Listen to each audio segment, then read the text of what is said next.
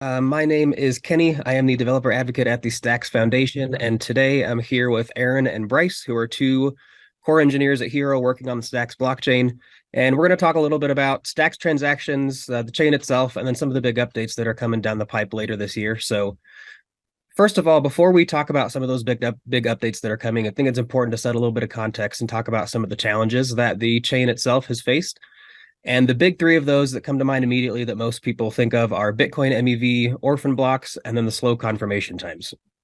So I think we're going to jump right into it. The first thing that we're going to do is, even though these are relatively complex topics, is to try to give everyone just a brief overview of these problems as simply as we're able to. So let's get started with Brice. MEV stands for maximal extractable value, and it's a problem that Ethereum's had for quite a while and has had to learn how to deal with. So, what does that look like in the context of Bitcoin, and why does it pose a potential challenge to the Stacks chain? Sure. Thanks, Kenny. Yeah, so here, as you mentioned, we're talking about Bitcoin miner extracted value. So this is specifically about the Bitcoin miners. And I think it helps if I first take a little bit of a step back and explain something about how the Stacks network works. So the Stacks miners are submitting a special Bitcoin transaction to become a Stacks miner and to commit a block onto the Bitcoin chain. So that commit is what has the Bitcoin payments to the stackers, the proof of transfer payment, and then it has some special information, the op return code that tells us that it is a block commit, and then it has it's confirming a certain stacks block. And so this looks like a normal Bitcoin transaction.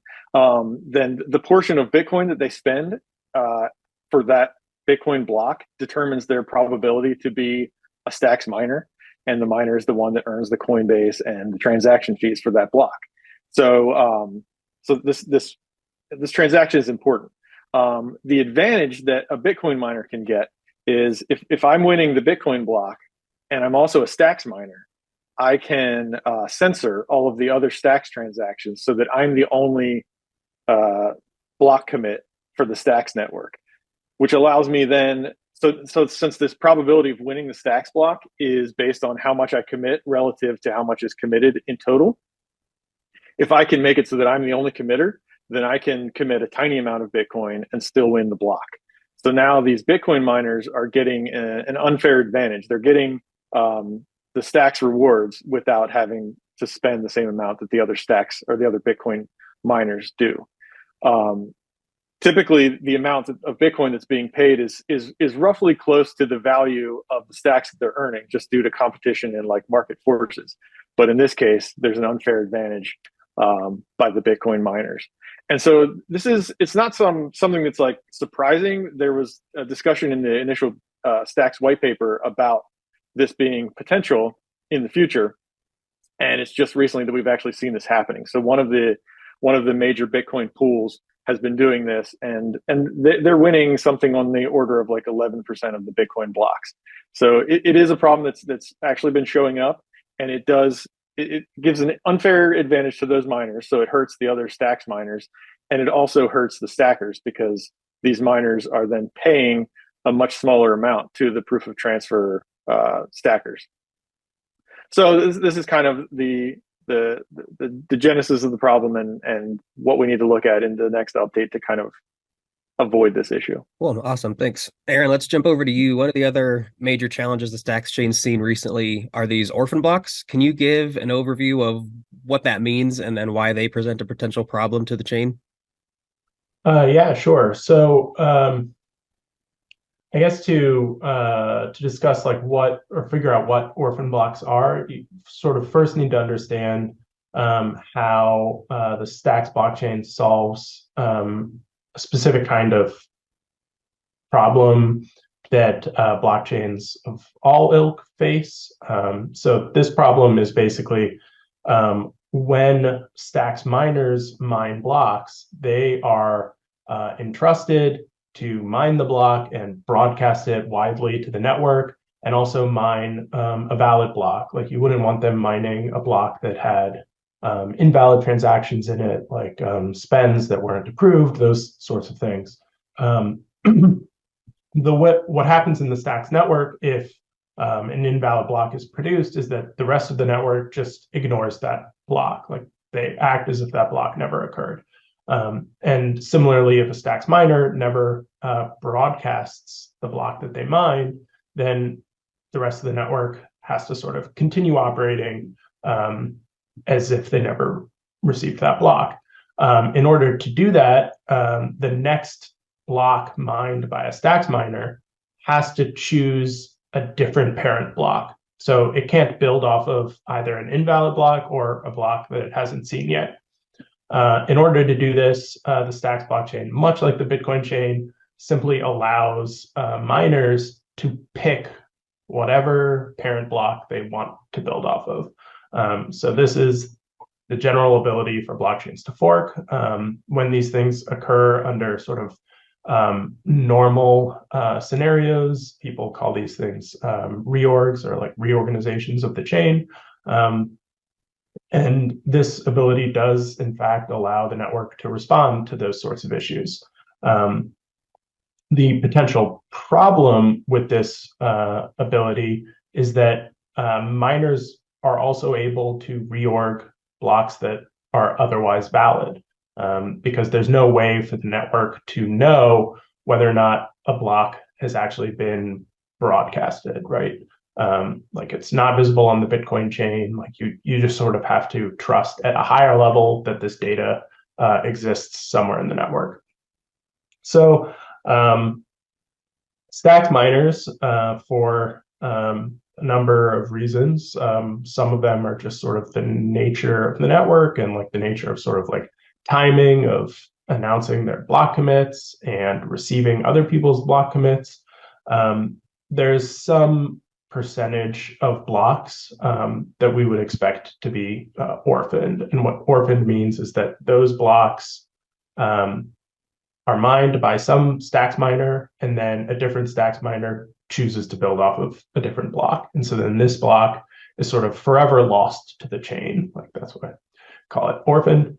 And then so there's some rate at which we kind of expect this to happen normally. But in addition to that, there might be some benefit to miners. Like if you're one of the big miners in the network, you could extract some value from sort of trying to greedily orphan other miners' blocks. You don't get a direct benefit from this because it's not like you're claiming that block's Coinbase, but you are sort of punishing other miners. And because miners are competing with each other to produce blocks, if you can reduce the profitability of like a different miner, you may be able to convince them to stop mining. So you kind of like crowd them out of the mining field. And by doing that, you may be able to increase your own profits because there's fewer miners that you're competing against. We don't actually know for sure if this is what's like driving this behavior, just because you can't really see these motivations in the network. But we are seeing orphan blocks, and they are very annoying to users because you might see that you've had a transaction confirmed, and then suddenly your transaction goes back into the mempool, and you're waiting around saying like, "Hey, I thought this transaction was confirmed, but now I have to wait longer." So that's the orphan block issue we've been seeing, and some of the maybe underlying causes of what's going on there. Cool, awesome, thanks. So the final three of the challenges that we're going to talk about is the slow confirmation times, which have been the bane of stackers everywhere for a while now, a point of continuous discussion. Then with other chains like Solana and some Ethereum L2s, we see them prioritizing speed over maybe the decentralization and security of their layers. Stacks blocks have kind of remained relatively slow compared to some of those other chains. So Brice, can you talk a little bit about why Stacks has the confirmation times that it does and kind of how that fits into the approach that the Stacks chain takes to this blockchain trilemma compared to some of these other chains? Yeah, sure. I think you hit it right on there. So basically, actually building off of what I said earlier about those Stacks transactions that the miners are submitting, Stacks is kind of using Bitcoin as its source of truth. And Bitcoin has this 10-minute block time. And that is a deliberate choice to have these 10-minute block times because of the blockchain trilemma that you mentioned.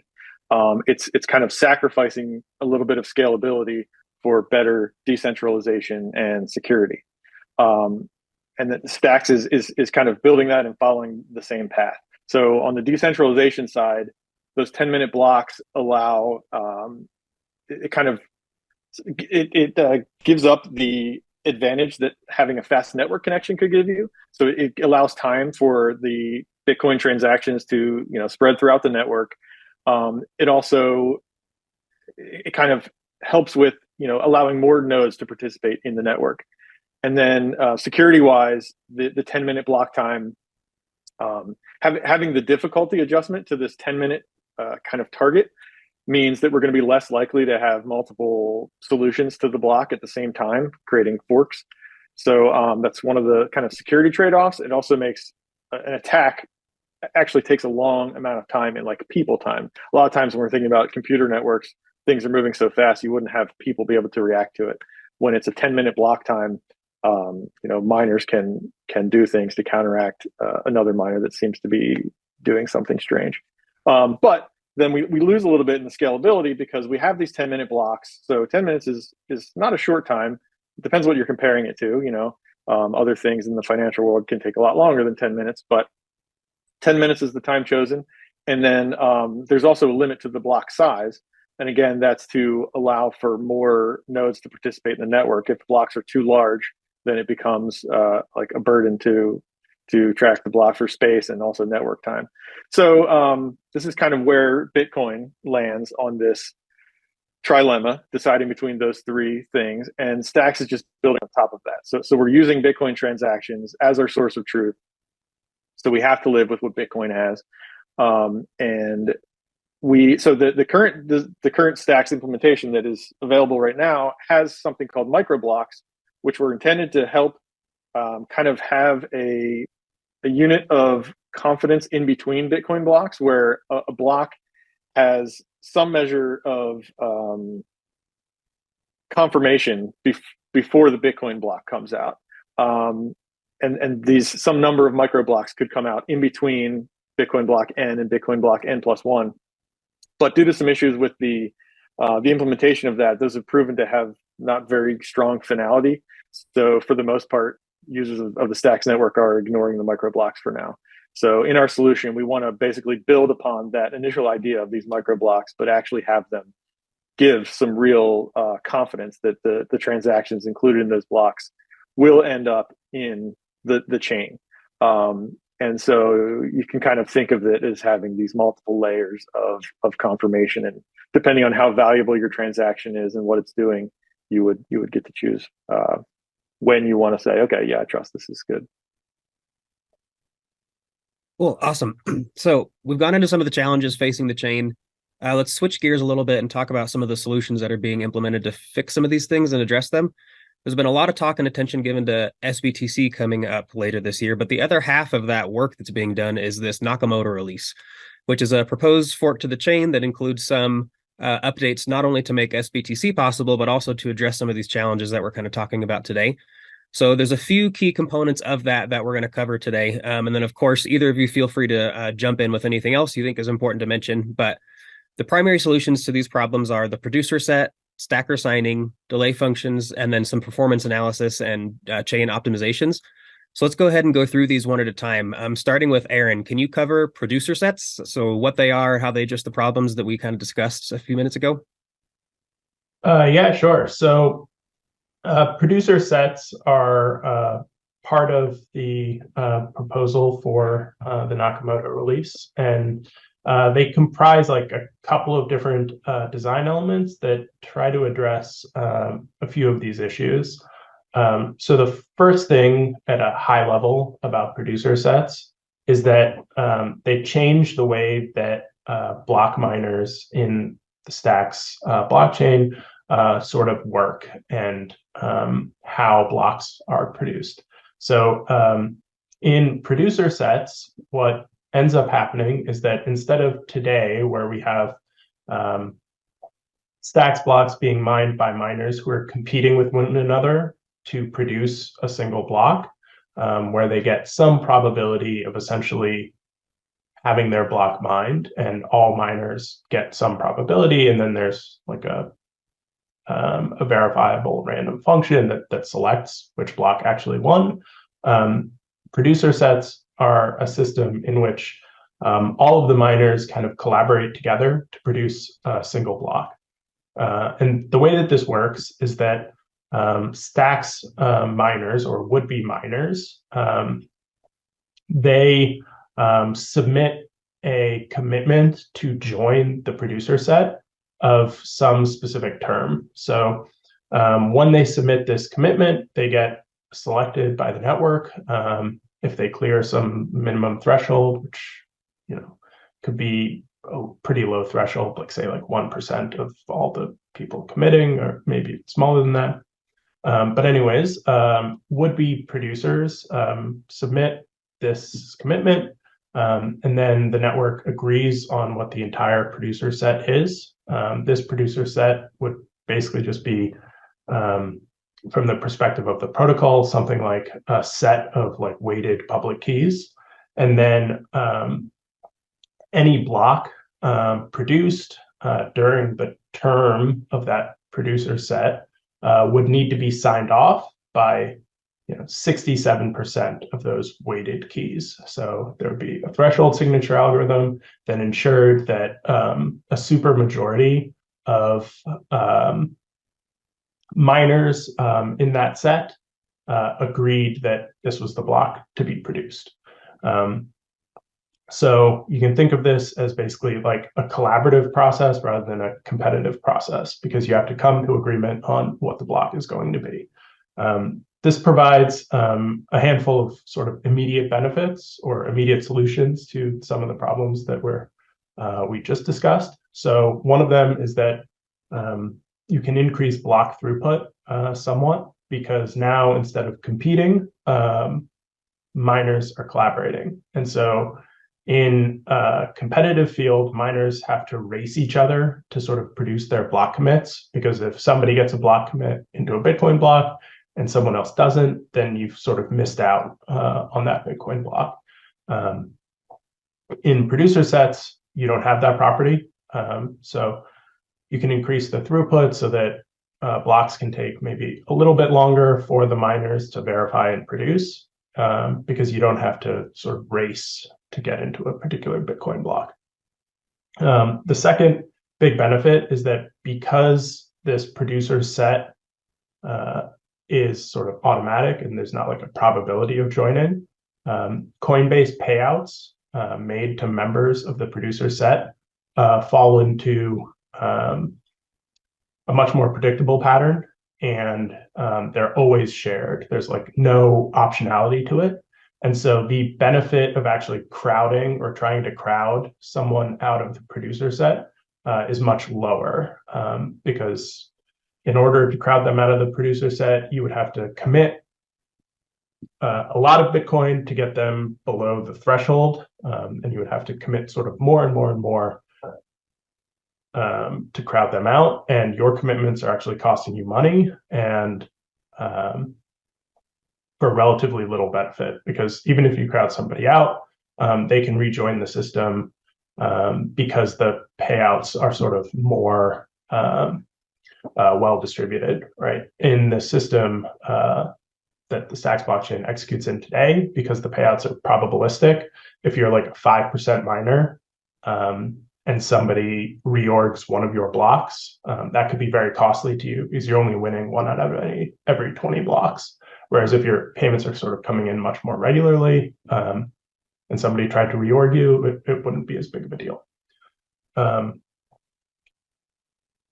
Then the other sort of big win of producer sets is they have a solution to the Bitcoin MEV. So because of the way that producer sets are chosen, so you submit like a candidacy transaction, this commitment transaction, and you have a window of time to submit it. So you have a window of time of like, say, 10 blocks in order to submit that transaction and then be included in the producer set.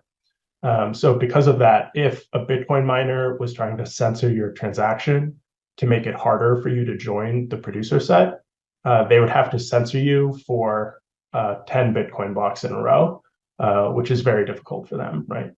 If a Bitcoin miner wins 10 blocks in a row, like a single miner wins 10 blocks in a row, that probably means some pretty dire things are going on in the Bitcoin network.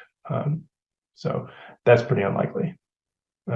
Yeah, so that's producer sets, I guess, at a high level and like how they address some of those problems. So yeah. Awesome. Cool. Thank you. Brice, what about stacker signing? Where does that fit in? The thought is, what if we could use that value to help secure the Stacks network as well? So right now we can think of the mining. So the value that the miners are committing is securing the network. But that, as I mentioned before, the value that the miners are paying is somewhere on the order of the amount of stacks that they're earning from the Coinbase rewards. So that's like 1,000 STX per block at the moment. And that kind of caps the value that the miners are paying. Therefore, if a miner has deep pockets and wants to, kind of cause pain to the other miners on the network, they can do that. They're going to be losing themselves for a while, but if they have deep pockets, they can, they can do something there. So, what if we could take the value of the stacked stacks, which is on the order of like hundreds of millions of stacks, and use that to help secure the network as well? And so that's kind of the genesis of this idea. And so basically building off of what Aaron was just describing, we have these producer sets that are creating blocks, signing blocks within that set. And then the stackers are then also signing off on those blocks. And now the stackers are going to be the ones that produce that Bitcoin. It's sort of similar to the Bitcoin block commit that I was describing earlier, but now we're calling it an announcement because it's kind of just like a periodic announcement of these blocks that are being produced by the producer set. So if we can come up with some way for the stackers to do this Bitcoin transaction that is able to validate that those stackers who are sitting on this large amount of value are signing off on these stacks blocks, then it takes a whole lot more. It essentially becomes extremely difficult to kind of fork the network because you'd have to have control of not only the mining but also the stacking as well. So the mechanism that's going to be used to do this in our current proposal is building off of the same technology that is used in SBTC. So this frost signing, which allows to have a weighted signing mechanism where parties can collectively sign a taproot transaction, and it can be verified that this is kind of representing those stackers. So now we have the producer set producing the blocks, we have the stackers signing off on those blocks, and then generating the Bitcoin transaction that kind of locks it into our source of truth on Bitcoin. And so we get just that much more security from all the stackers, and now the stackers are actually doing something to earn that Bitcoin that they're gaining through the proof of transfer mechanism. In the production, now the producer set has to build off of the last announced block from the previous producer set. So that's where we get the kind of security. We have this transaction that's on Bitcoin, verified on Bitcoin, and signed by all the stackers is where we're building the next set off of. So we kind of get this whole new layer of security coming from this massive pile of value in the stacking, which if you look at it from the high level, it's like on the amount of value that the miners are committing right now compared to the amount of value that's locked in stacking is like, I guess it's probably, I don't know, it's like 1,000 stacks to hundreds of millions of stacks is the comparison. So it should be a significant upgrade in the kind of value securing the network. Awesome. Cool. Thank you, Brice. Next up, talk a little bit about these delay functions. So Aaron, can you dive in a little bit into what those are, how they fit into the block budget, and then also maybe give a little bit of an explanation of what we mean when we say block budget? Yeah, sure. So The block budget, I guess we can start there, is something that exists today and exists in pretty much all blockchains. But the idea is that in a Stacks block, you can only do so much stuff, right? You could imagine that like you don't want a single Stacks block to be like a terabyte of data or generate a terabyte of data, because that would mean that like it would be prohibitively expensive and possibly impossible to run a node that was actually following the chain. And similarly, you wouldn't want a single block to do something like run a hash function 10 billion times in a single block, because that would make it impossible to follow the chain for similar reasons. And so to solve all of these problems, the Stacks blockchain has sets a block budget, which is the limit of these kinds of things that you can do in a single block. Now, in the Nakamoto proposal, block budgets are thought of in terms of these producer set terms. So you get a block budget over the span of 10 blocks instead of over the span of one block. So that gives you a little bit of like fungibility of like where transactions are being applied, so that, you know, if you have a ton of transactions in the beginning of the term, but not a ton later on, you can use the block budget there. The second sort of design wrinkle that's being proposed in the Nakamoto release is the introduction of a delay function, sometimes VDF, verifiable delay function, which is something that the producer set can run. So it's like they're executing this function, and then they can provide a proof that they've executed the function correctly, which says that, you know, we've been producing blocks for 100 minutes, but there hasn't been a Bitcoin block in that time. And so we should get some extra budget because this Bitcoin block is sort of late in arriving. So this allows the block budget to expand if the Bitcoin network is, for whatever reason, being kind of slow, or there's, you know, variability in the Bitcoin network because blocks arrive at different times. Yeah. Cool. Awesome. We are getting close to time, but Brice, would you be able to finish us off by just giving a real quick overview of kind of some of the general performance analysis and chain optimizations taking place? Yep, I can do that quickly. So building off of that budget that Aaron was just discussing, essentially we have that budget is based on how much does it cost, how long does it take to build a block, essentially, is what we're trying to get at. So once we kind of have defined that based on some benchmarking and some testing that's been done in the past. And if we want to build bigger blocks without requiring beefier hardware, which we don't want because of decentralization, we want to allow more nodes into the network. So one of the things that we'd like to do during this next upgrade is to kind of find where are those bottlenecks in the block creation, transaction processing, and continue to improve them. So some work has been done on the MARF, which is like the data access in the network, and on the transaction selection process.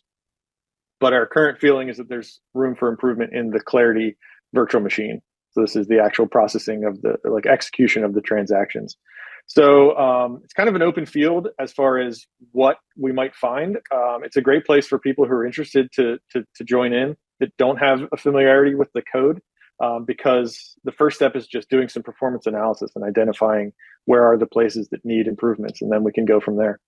So it's yeah, hopefully we'll find some stuff we can increase those budgets.